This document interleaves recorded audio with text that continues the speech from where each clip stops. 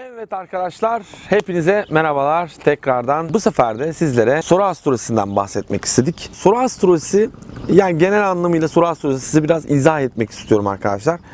Soru astrolojisi zihninize gelen soruların, bakın soru astrolojisinin en temel olaylarından bir tanesi natural olmak, yani doğal. O anda soru sana natural yollarla gelmiş olması gerekiyor. Yani aklına bir şey doğdu, bir soru doğdu veya bir gündem oluştu veya bir arkadaşın geldi sana bir soru sordu. Bakın senin etkin yok, yani sen buna güdümlü değilsin. Sen o anda konuyu o yönden değerlendirmek istedin. İstediğin an, yani o an, soruyu sorduğun an haritası sana cevabı vermekte. Diyelim ki dışarıdasın. O anda bakamıyorsun haritaya. Problem değil. O an evet, o anda aslında sorunun cevabı var ama bakabildiğin anda da sorunun cevabı var. İlginç bir senkronizasyon var arkadaşlar. Bunun tüm deneylerini yaptım ve tıkır tıkır çalışmakta sistem bu şekilde. Burada nasıl bir durum? Soruyu sorduğun anda gökyüzünde bazı, tabi bu bir teknik, yani ben burada hani 10 dakikada size bütün soru astrolojisini anlatamam.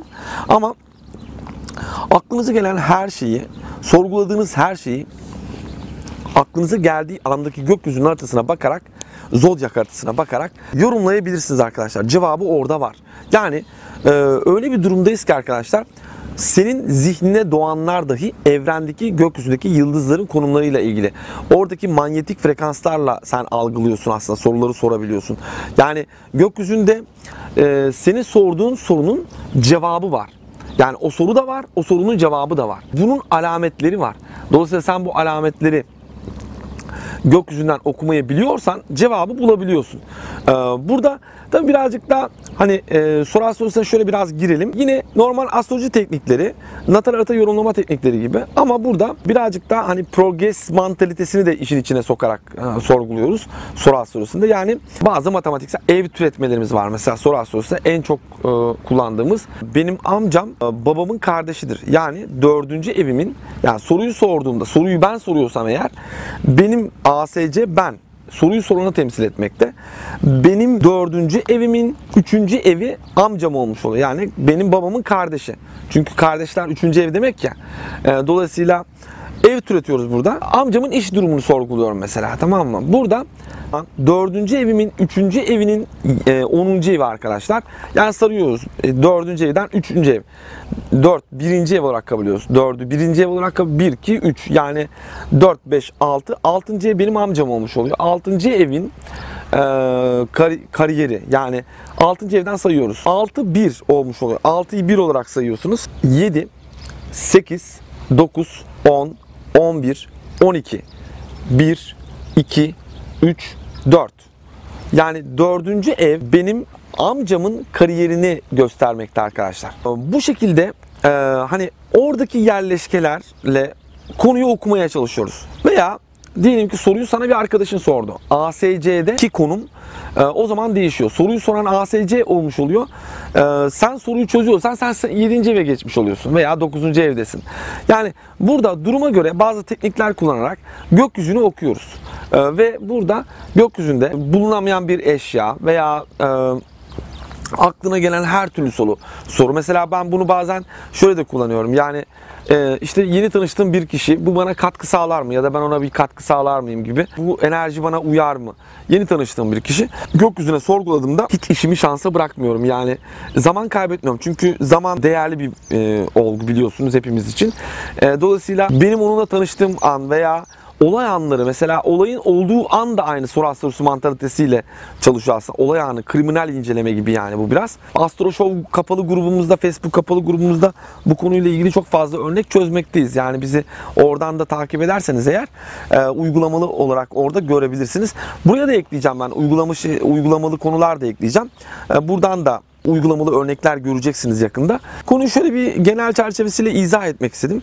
Soru astrolojisi bu mantalitede çalışan bir şey. Yani evler, burçlar, yine planetler, yine evleri türeterek, natal harita normalde klasik olarak da natal haritada ev türetme sistemleri var. Soru astrolojisini tabii daha çok kullanmaktayız. Ev türeterek burada durumu sonuca ulaştırıyoruz. Yani aklımıza takılan konuyu gökyüzüne soruyoruz. Ne zaman? Aklımıza takılan konunun natural olduğuna inanıyoruz. Natural olduğu anda yani cevabı alıyorsun. Aynı soruyu birden fazla sorabilirsiniz ama sürekli natural olmak zorundasınız. Dolayısıyla burada daha natural olabilmek için mesela benim önerim, öğrencilerime de en çok önerdiğim, tabii onlar sınıfta bu konuyu öğrenen hani bir kitle oluşturdukları için birbirlerine soru soruyorlar daha natural olabilmek için. Çünkü soruyu sorduğun an değil, bu sefer soruyu kabul edildiği an geçerli olacağı için natural bir ortam oluşmuş oluyor. Yani soruyu sorduğunda eğer bir astroloğa soru soruyorsan o astrolog onu ne zaman kabul ederse o zamanki gökyüzüne göre bir senkronizasyon gerçekleşiyor. Yani şöyle bir doğru orantı var. Evet, şöyle bir ilişki var. Gökyüzü senin sorunu cevaplayabileceği zaman astrolog senin sorunla ilgilenebiliyor. Cevaplayamayacağı bir soruya zaten sen ne kendin bakabiliyorsun, ne aklına getirebiliyorsun, ne de birine sorabiliyorsun. Yani gökyüzünde öyle bir konum varsa sen bu konuyla ilgili soru sorabilirsin. Yoksa zaten konuyla ilgili gündem yoktur.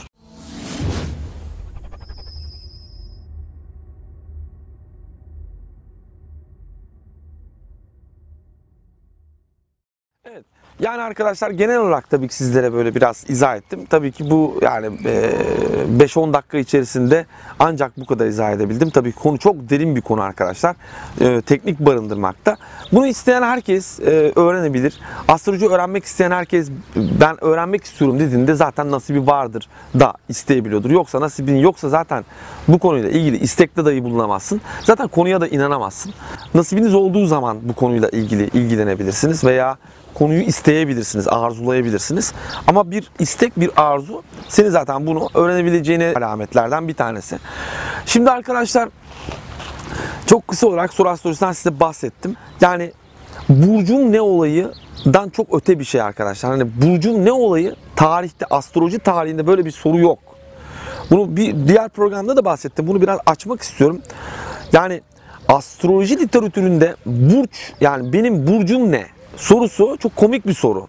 Çünkü yok, böyle bir şey yok yani. Hangi burcumu soruyorsun? Yani Güneş burcumu mu, Venüs burcumu mu, Jüpiter burcumu mu soruyorsun, yoksa Satürn burcumu mu, yoksa ikinci evimi alan burcumu soruyorsun, yoksa üçüncü evimi alan burcumu?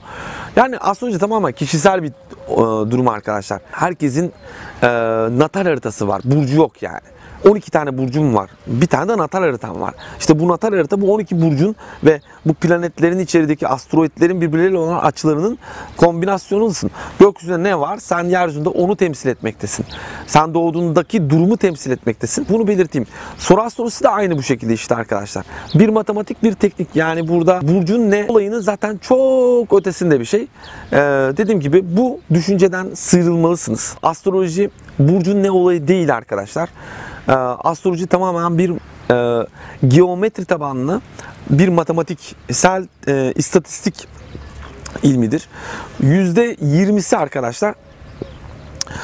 Yani astrolojinin şöyle dersek eğer %10'u geometri, %10'u matematik, hani biraz daha toplama çıkarma. Arkadaşlar %80'i de edebiyattır. Çünkü yoruma dayalıdır. Astroloji bir yorumdur, bir istatistik ilmidir. Geometri ve matematiksel olan oradaki açı sembollerini ne anlam yükleyerek sana bir sonuç veren, yorum sağlama, yoruma dayalı bir sonuç veren teknik bir ilimdir arkadaşlar. Bilim midir, değil midir konusu.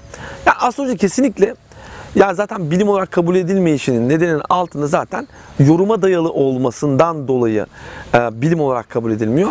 Bir de deneysellikten uzak olduğu için bilim olarak kabul edilmiyor. Ama bu astrolojinin ilim olmadığı anlamına gelmez. Bu anlamda astroloji bilimi kullanmaktadır. Ancak bilim ilimi kullanamamaktadır. Burada eksiklik astrolojide değil, bilimdedir. Yani bu konuyla alakalı biz tüm verilerimizi bilimsel olarak kullanmaktayız. Yani tüm verilerimizi matematiksel olarak hani gökyüzündeki işte gözlemleri almaktayız. NASA'nın gözlemlerini almaktayız. Dolayısıyla biz bilimi kullanıyoruz yani. Bilim ilimi saymıyor. Bu noktada eksiklik onlardadır diyorum. Arkadaşlar böylelikle yine bir dipnotlar bölümü oluşturmuş olduk. Bizleri desteklemek için kanalımıza abone olabilirsiniz. Yayınlarımızı beğenebilirsiniz veya yorum yapabilirsiniz. Arkadaşlar kendinize çok iyi bakın. İlgi alakası için çok teşekkürler. İyi ki varsınız. Allah'a emanet olun. Görüşmek üzere arkadaşlar.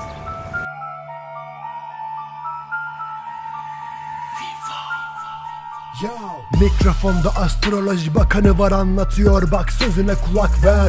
Sakın ama sakın ben duymadım, işitmedim, hiç bilmiyorum deme. Yıldızları değiştirmek elimizde, hadi sen de takıl peşimize. Diğerleriyle karıştırma beni, onlar hep kalır gerimizde. Bu bakan çok başka bakan, İlgi alaka hep yakından. Uranüs'üm gökyüzünde, astrolog oldum ben yeryüzünde.